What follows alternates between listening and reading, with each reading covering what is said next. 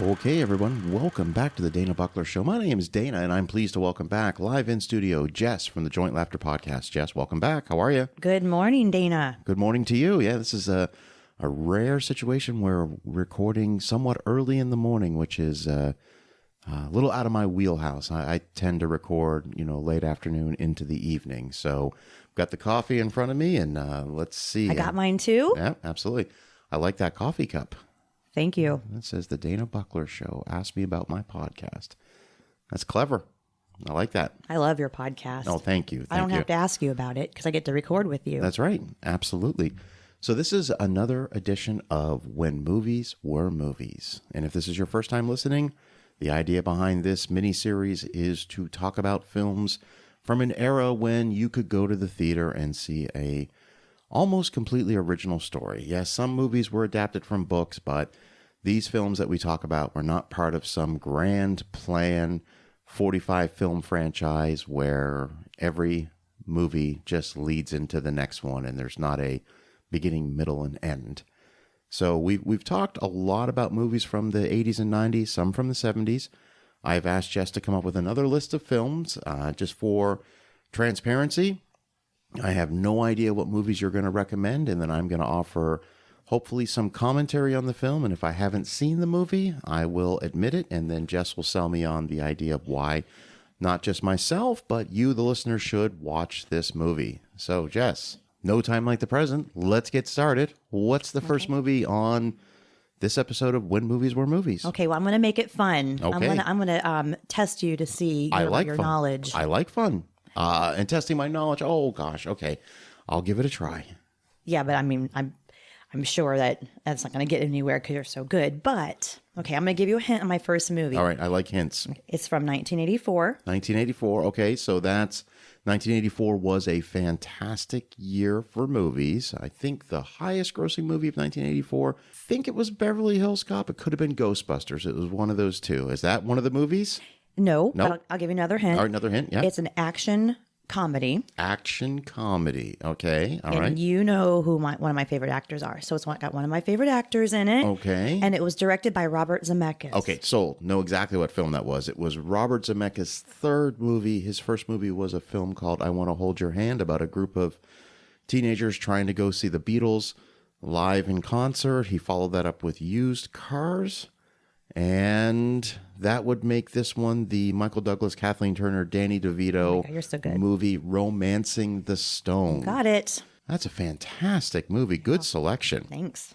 So, Rated PG. I have a question for Yeah. you. I know you love rated R movies. sure.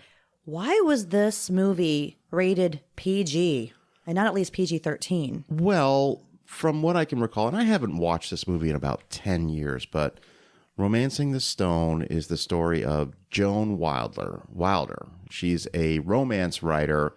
I can't remember if it was her sister or somebody. Somebody goes missing in South America, and she goes down there to help find. She ends up tagging up with Michael Douglas, and they're searching for something. They're searching for this, big diamond or something like that. Like I said, guys, I haven't seen this movie in a long time. It's an emerald, a giant emerald. Giant emerald.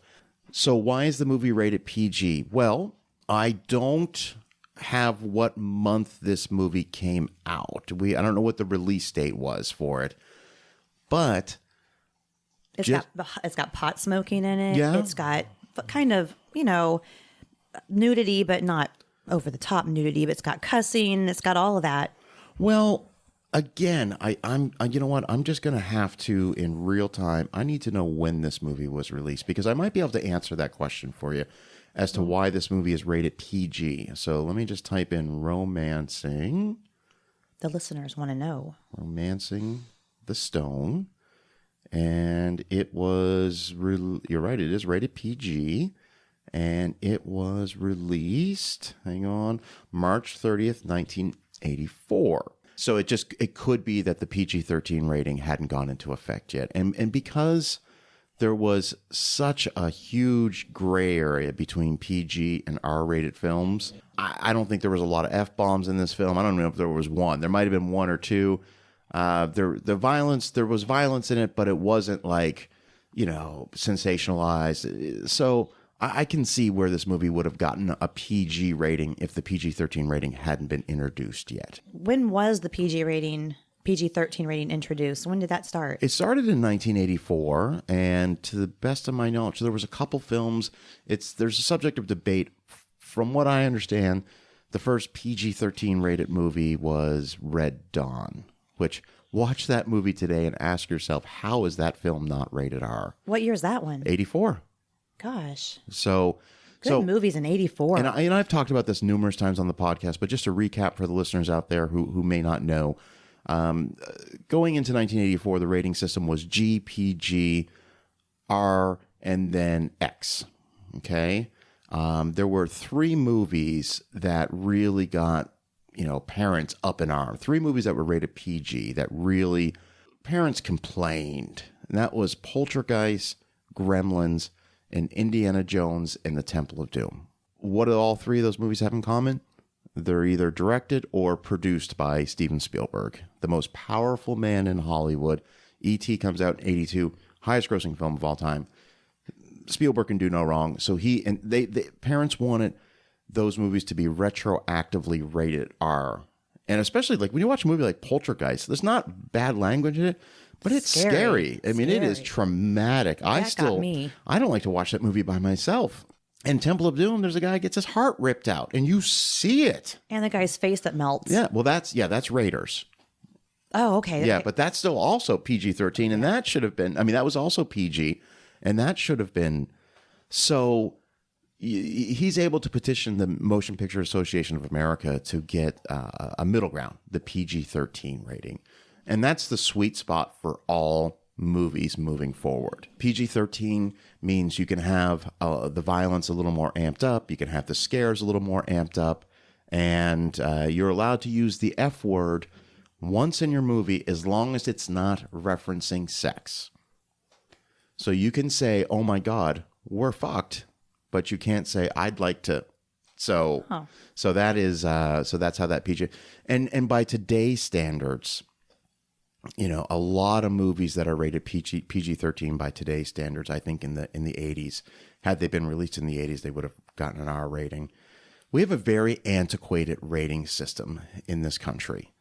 There's actually, no one knows who's on the ratings board. No one knows. It's kept secret when a movie is screened for the MPA. I shouldn't say MPAA anymore because now it's just the Motion Picture Association.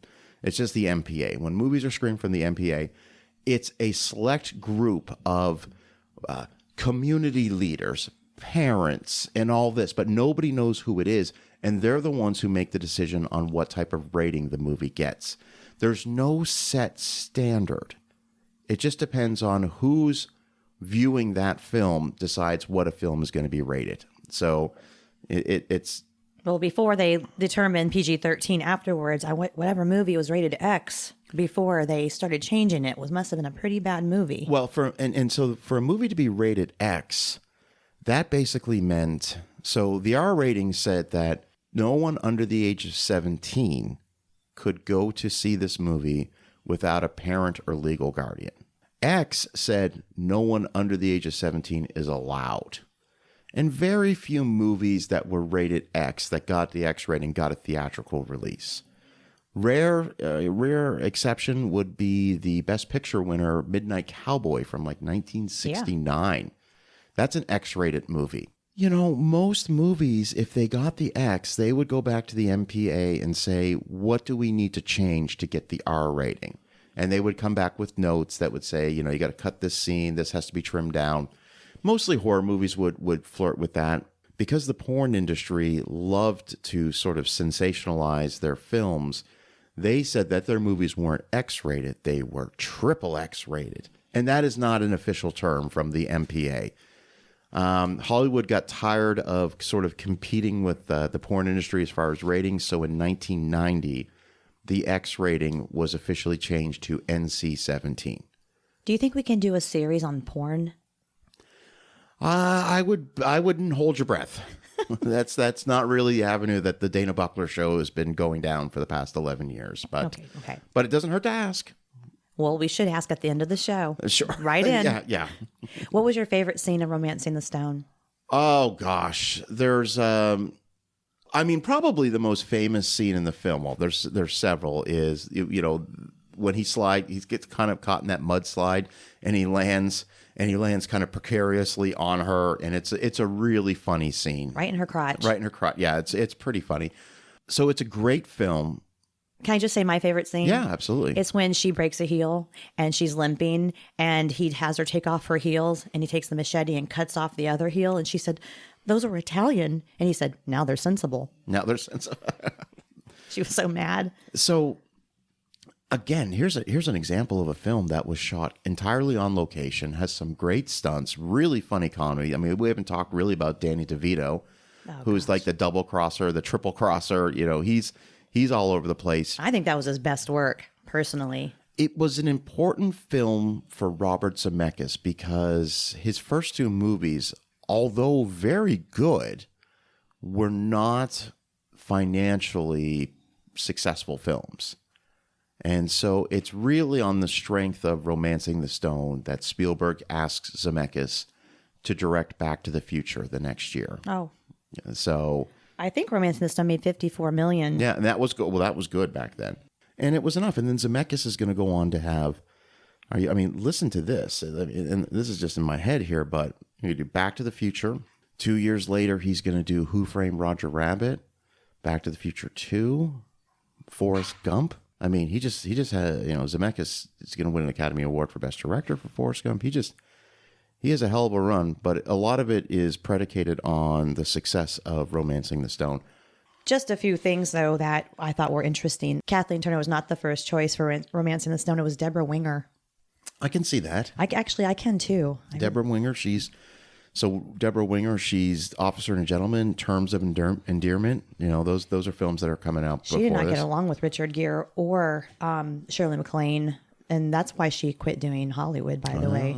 She wanted to live a little more simpler life, but she was done with Hollywood. Yeah, and she was married to Timothy Hutton. Yeah. Don't you like Timothy Hutton? Yeah, he's a good actor. I always get Timothy Hutton mixed up with Timothy Busfield. So. Oh. And you know who? So I'm confused about this, and maybe you can shed some light on it. It says that Ron Silver had a little cameo in Romancing the Stone. He played Vendor, and I cannot. Well, I cannot find that. He might have been in heavy makeup. Okay, so remember the guy when I believe it was Jewel of the Nile, the sequel, where they knocked on the door and it was the guy with the curly black hair, and then he let him into this paradise. So they're in the slums, and he opens up the door and lets them in this paradise. Is that him? It might have been. It's been. I'll be honest with you. It's been a while since I've seen the film, but that's a nice segue into the Jewel of the Nile, the official sequel to Romancing the Stone. Which didn't get as much hype as the first. Do you like the movie? Yes, Yeah? I do. I don't remember much about that film, except that there's this incredible sequence where they steal an F-16 fighter jet. And they don't fly it, but they use it to break out of this fortress, and then they're being chased by vehicles, and the wings have broken off. But there's it's just a great scene where he can't figure out how to fire the missiles, and he just slams his hand inside the cockpit, and they just shoot missiles and blow up. It's all practical. That's all cool. It was all good stuff, but it was. I really feel like the song, When the Going Gets Tough, the Tough Gets Going, Billy Ocean, was probably the best thing that came out of that movie. And that's a great song.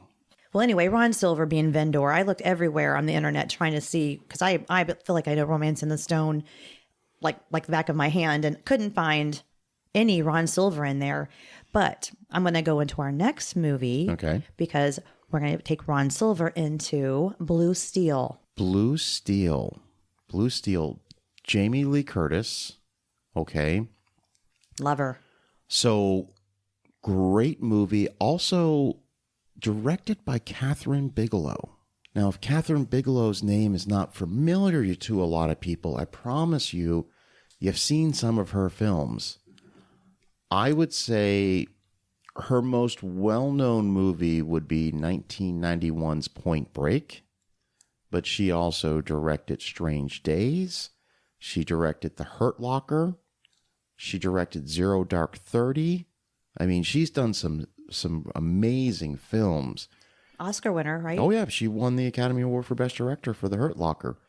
Blue Steel is just one of these gritty crime movies. You know, Jamie Lee Curtis plays a police officer, gets all mixed up in some... Again, here's a film I haven't seen in a long time, but as soon as you mentioned it, two things happened. One, I went, oh, God, yeah, Blue Steel's great. And number two, it's like, I got to sit down and rewatch that film, because if there's ever a movie that falls into the category of when movies were movies, it's Blue Steel. Why don't you give them the basic plot of the film? Okay. Well, Jamie Lee, she graduates from the police academy, and on her first night out on the job, she sees a convenience store. Actually, it was a grocery store robbery. And just a little cap for you. Do you know who that robber was? No, refresh my memory. Okay, Tom Sizemore. Oh, okay. Yeah, that makes sense. Very young Tom Sizemore, who I think kind of plays the same character in every... She's going to work with Tom Sizemore a little bit more. So in Point Break, when they think they figured out who the ex-presidents are, and they do that raid on that house where it's like Anthony Kiedis is one of the ringleaders, Tom Sizemore's in there, and he's the undercover DEA agent who starts screaming at them.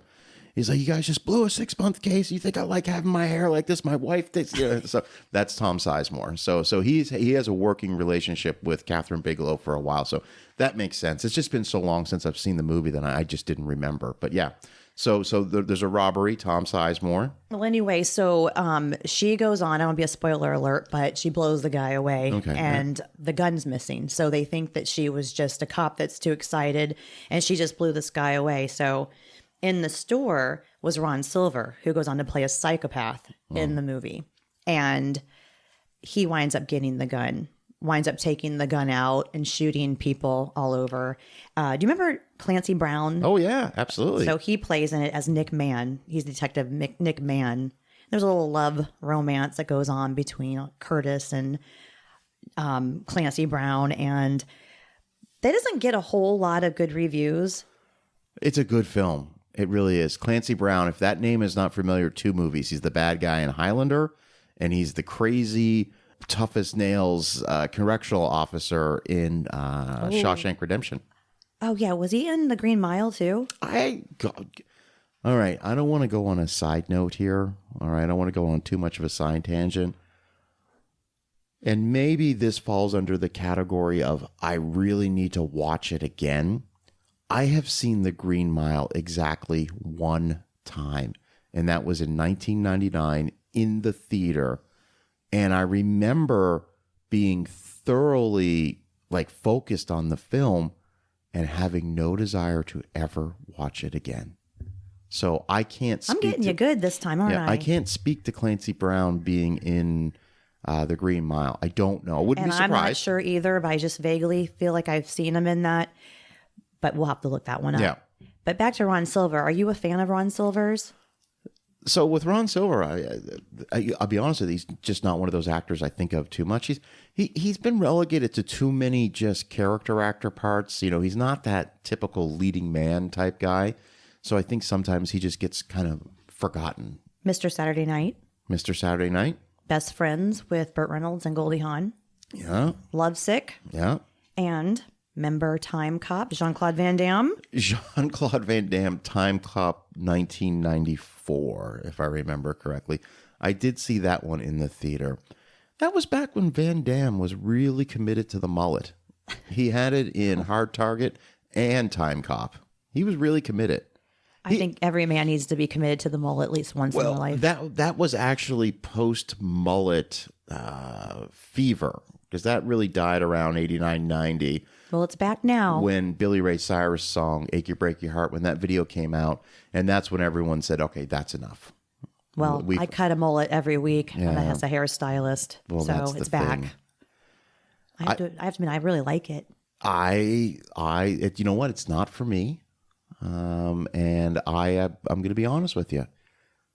You know, some things come back.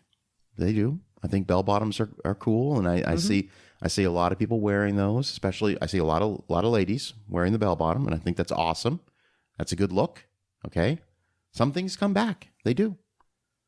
I was actually quite surprised that the mullet made a comeback. And I'm wondering if that is more of a Florida thing or if that's like a southern United States thing, because, I really don't see, Hollywood. It's a Morgan Wallen thing. I don't really see Hollywood embracing it. Like all the shows we're watching, everything on streaming, everything in the theater. I just don't see any of the actors like doing the mullet. I don't. Remember back in high school, back in our day, when it was NWA and they all had the really curly mullets. Well, that was the Jerry curl. Well, it was Jerry curl. But now, so let's just say this. I have all these young white boys coming in and we have to perm it too on top of cutting the mullet. And it reminds me back of the NWA days. So you're doing perms and mullets at the same time. Yes. That's interesting. Yeah. What else is going to come back? A swatch? Like what the MC Hammer pants? Z Cavaricis? There was a period when I was in school when MC Hammer's "You Can't Touch Us" was the number one song, and there were always these kids in my school that I wouldn't even call them trendsetters. They were just, their parents had the kind of disposable income that if their kids wanted to dress a certain way, one day they just show up wearing the MC Hammer style pants. And my parents, thank you, Mom and Dad, wouldn't allow that.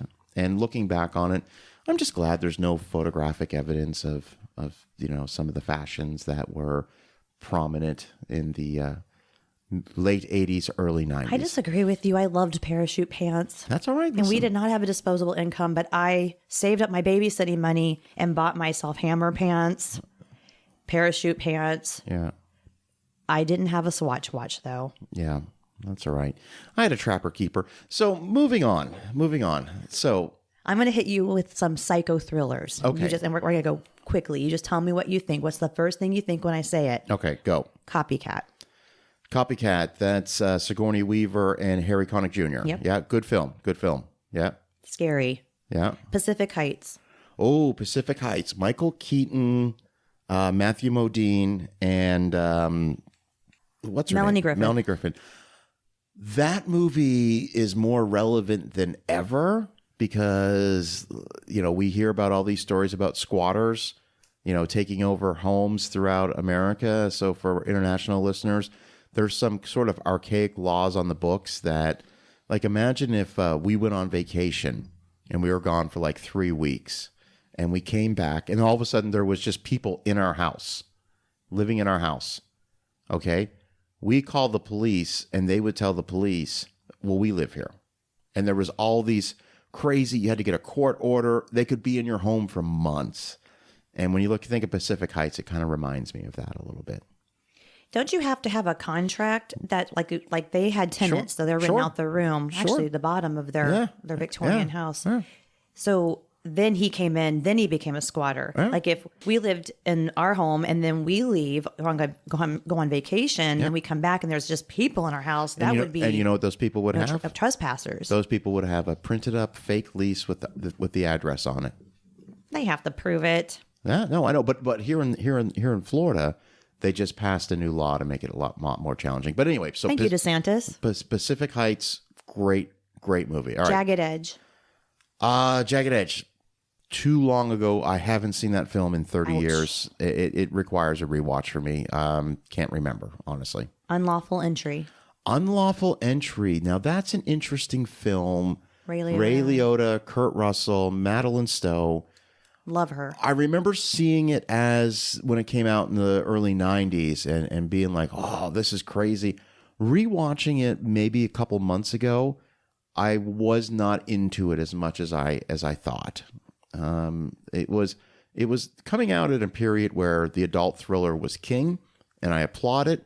And don't get me wrong, by today's standards, it's still a very watchable film.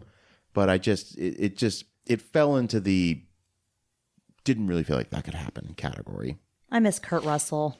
Yeah. I was watching The Hateful Eight the other day. He's great. He really is. Yeah, he really is. So Kurt Russell. We might as well go into this. Okay. How about, I'm gonna test you though. Okay. Okay, go. 1989. 1989. It made $54 million. Okay. It's got one of my favorite actors in it. Tango and Cash. Golly. Yeah, Tango and Cash. Tango and Cash. Yeah. Jack Palance. Yeah, Tango and Cash is... There are two movies that come out in 1989 that sort of symbolize the end of the era of the 80s action movie. One is Roadhouse and one is Tango and Cash. I think we mentioned this on an episode of When Movies Were Movies. I think you brought up Roadhouse as one of your movies, so I won't spend too much time on it except to say that the year before Die Hard comes out and just changes the formula for action movies forever. However, there was still movies that were in production at that time, and Tango and Cash was one of them. And Tango and Cash, look, it's really riding the wave of the buddy cop movie. So your Lethal Weapon films, things like that. And look, there are a lot of people that will tell you Tango and Cash is not that great. I love Tango and Cash. It's so funny. How could they not like it? I genuinely think the chemistry between Kurt Russell and Sylvester Stallone is really good. But it's a Kurt Russell movie through and through. Like, Stallone is good. And I think it was fun to see Stallone in more of a comedic role. And he did good with that. Wasn't that his first when he broke out into really getting into comedy? Well, he's doing movies like Oscar and Stop and My Mom Will Shoot. Let's not forget Rhinestone. He's dabbled in it a little bit, but was there one with Estelle Getty? Yeah, Stop or My Mom Will Shoot. No, I didn't see that. And you don't have to. It's not good. Oscar is another one. He plays a gangster. It's like a period piece gangster film. Didn't like it when it came out. A great friend of the show, Jim Hemphill, kind of talked to me a little bit about John Landis, the director, and I kind of reevaluated that film. So I think Oscars it's better now that I've seen it through a different lens. But with Tango and Cash, like it's an utterly ridiculous, silly, stupid action film. But the two leads are, when they're on screen, when they're together on screen, the chemistry is kind of electric. And Kurt Russell it's the best part of Kurt Russell, because Kurt Russell, he does serious films, like Unlawful Entry, Escape from New York, things like that. But when he does like his comedy, he is hilarious. So I'm just going to say... And he has a great mullet. He does. That movie. So for those who haven't seen it, Tango and Cash, they're rival police officers in Los Angeles. And by rival, I mean they're the two most well-known police officers. They're responsible for taking down so many criminals and so many drug organizations, and that the number one head honcho drug kingpin, Jack Palance, devises a way, instead of just killing them, which would have been the smart thing to do, he comes up with an elaborate plot to frame them for murder and thus have them sent to prison. So I don't want to say more than that, except there's this great scene in the court where the prosecution has offered them a plea deal. Plead to manslaughter and you'll get 18 months at a minimum security prison. And they accept the plea, but part of the plea is that Stallone is going to give a statement to the court where he's just so very articulate, and he's like, I hope our actions will not reflect upon the actions of the Los Angeles Police Department, some of the greatest men and women that I've ever had the pleasure of working for. And it's a very formal. And then the judge says to Mr. Cash, is there anything you want to say? And he just goes, oh yeah. And they're trying to stop him from talking. He gets up and he goes, I wish I could be as eloquent as Mr. Tango over here, but this whole thing fucking sucks. And it's so... And the crowd, everyone in the courtroom starts applauding. It's just great. I guess that made rated R. Oh, yeah. Yeah, this is back in the day, And technically, Kurt Russell did not have a mullet. His sides were more feathered. Okay. So that takes away the mullet haircut. But do you remember the big jaw guy? Yeah. Robert? He's driving... Zadar? Yeah, Robert Zadar or something like that. Yeah, he's famous B-movie character actor. He was in the Maniac Cop films. And did you like the Maniac Cop? I haven't. 1, 2, 3, and 4. I haven't. I don't even know if I've actually even seen one of them. And it's okay. Yeah. Zadar he's the truck driver at the beginning, and he's also in prison. And Yeah, he's bring him to me. Stallone pulls his face into the bars. Yeah. And they electrocute them and they torture I think them. the movie's really fun and really interesting until the final act. The showdown, by the time we actually get to them storming Jack Palance's headquarters, I think it just kind of falls apart. Okay, do you remember who had a little cameo? She got her start in that movie? Terry Hatcher? Yep. Yeah. The dancer on stage. That's Cash's Tango's sister. Yep. Yeah.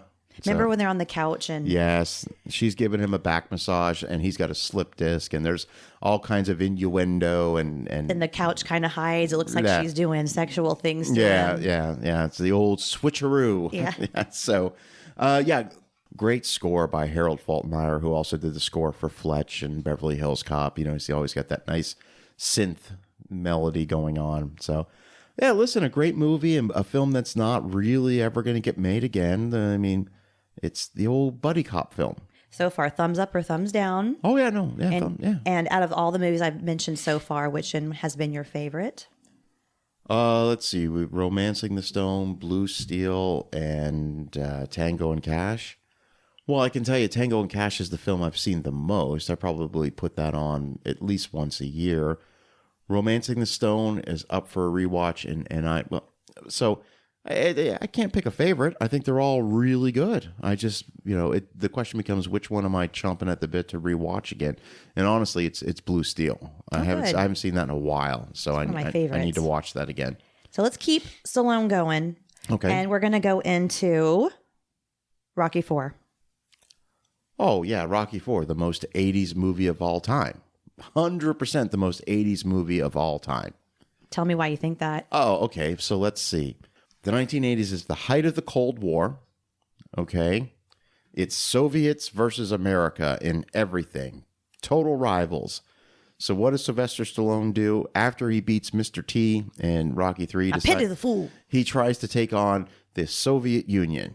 So it's East versus West. It's Ivan Drago versus Rocky Balboa. And at the end of the movie, he's able to convince a hostile crowd in Moscow to start cheering for him. And it's filled, listen, it's a 90-minute movie filled with 30 minutes of musical montages. It doesn't get any more 80s than that. It's one of my all-time favorite films. I love it. When I say the music montages, they rule, okay? There's the no easy way out when Adrian has said, you can't win. And he decides to get in his Ferrari or Lamborghini and just drive the streets of Philadelphia, reminiscing on his life, which happens to be the previous three movies. With zero traffic. And then there's the training, two training montages. And then a fight montage at the end. And it's 90 minutes long. It's incredible. I always love Sylvester Stallone's choices in his songs that he puts on his movies. Absolutely. I'm surprised there wasn't a Frank Stallone in that movie, though. Oh, there was Frank Stallone's in the first three. So I love Frank Stallone. Dolph Lundgren looked really good in that movie. He was a baby. Yeah, no, Dolph Lundgren was and Brigitte Nielsen, yeah. Is that the movie that she and Stallone hooked up on, or is it Cobra?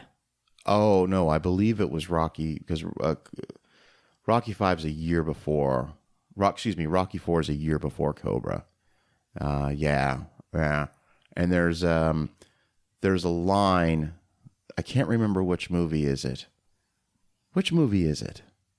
Where Stallone, I think it's Tango and Cash, where he says he doesn't like Danish. He makes a reference to Brigitte Nielsen in one of his later movies. Oh, how'd you know that? Yeah, because she's from Denmark, and he just says there was some line where he's I don't like Danish. Oh, was that when they were doing the press conference and they're all sitting up along the panel?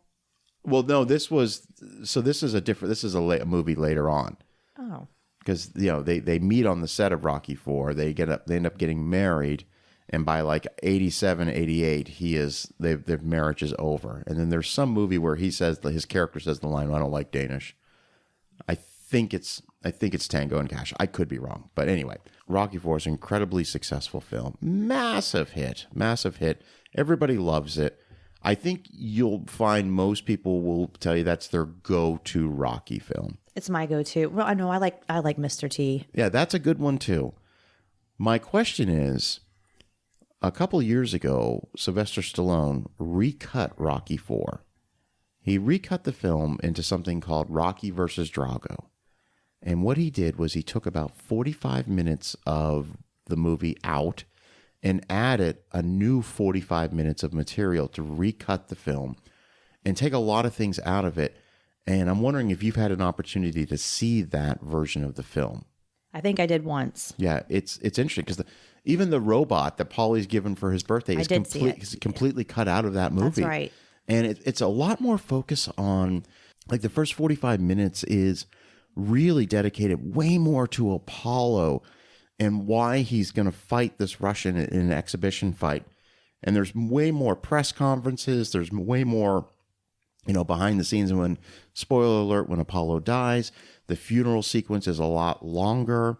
And then you see a scene where Rocky's in front of, like, the boxing commission trying to get them to sanction a fight between him and Drago. And they're like, no, you can't win. We've already had one death.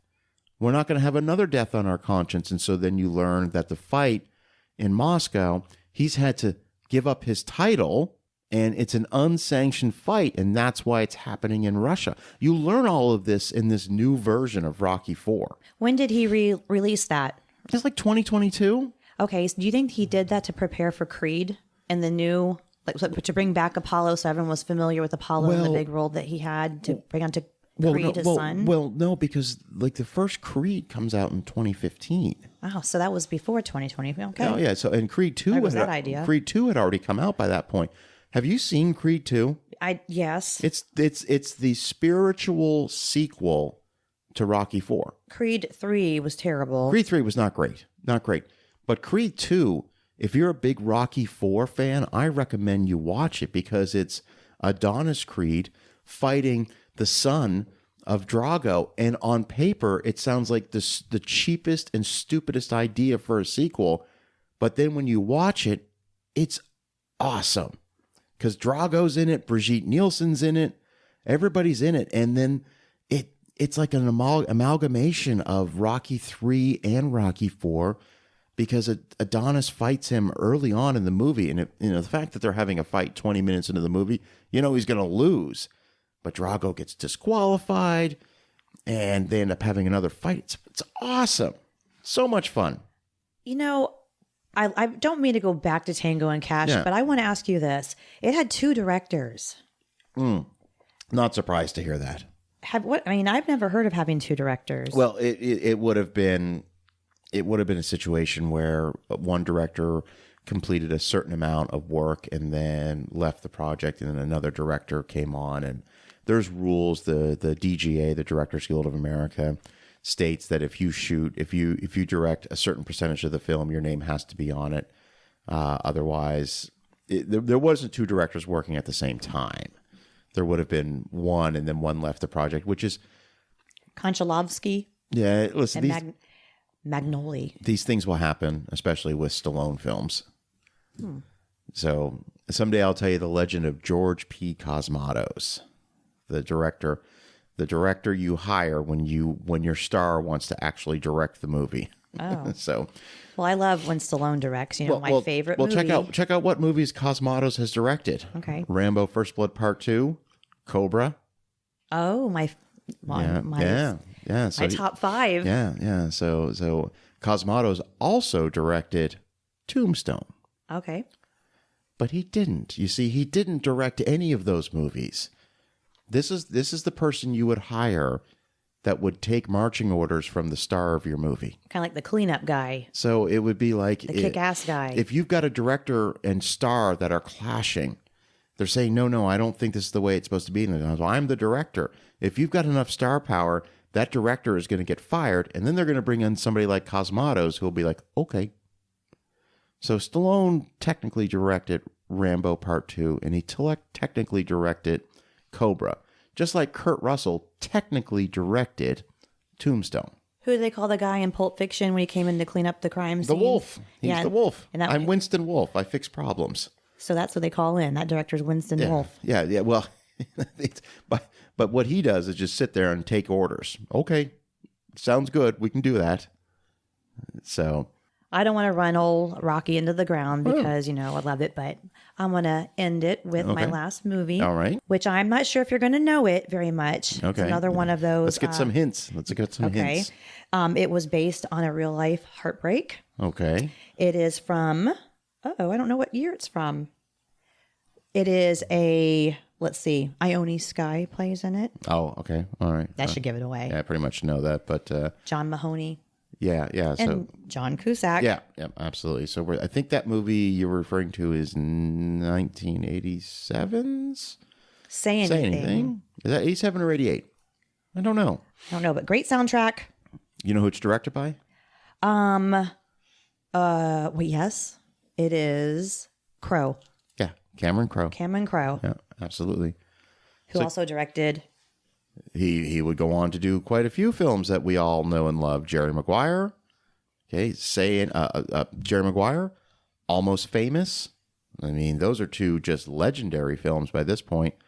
But do you know how Cameron Crowe, if you watch the movie Almost Famous, that's autobiographical. That's his life.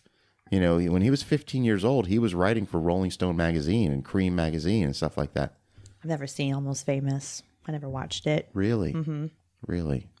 I know it was Kate Hudson's first movie, right? Yeah. So she got an Oscar for it. So Almost Famous. Did she get an Oscar for that? She got nominated. Yeah. Okay. So Almost Famous, not to go on a tangent, but could certainly fall under the category of when movies were movies. It came out in 2000.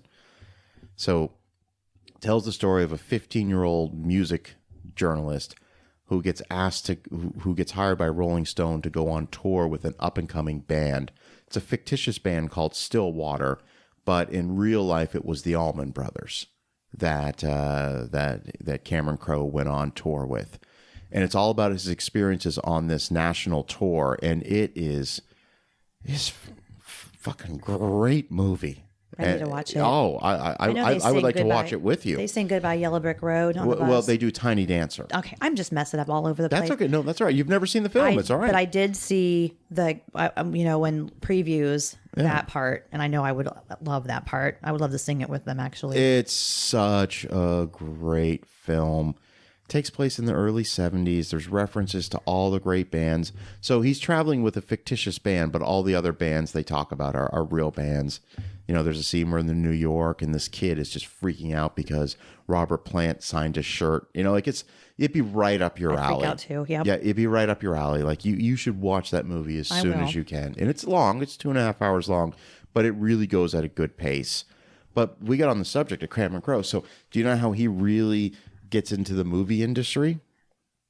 So in the late 70s, he goes undercover in a high school for 6 months. And he writes down all of his experiences. And then he writes a book called Fast Times at Ridgemont High, which eventually is turned into a very successful movie directed by Amy Heckerling.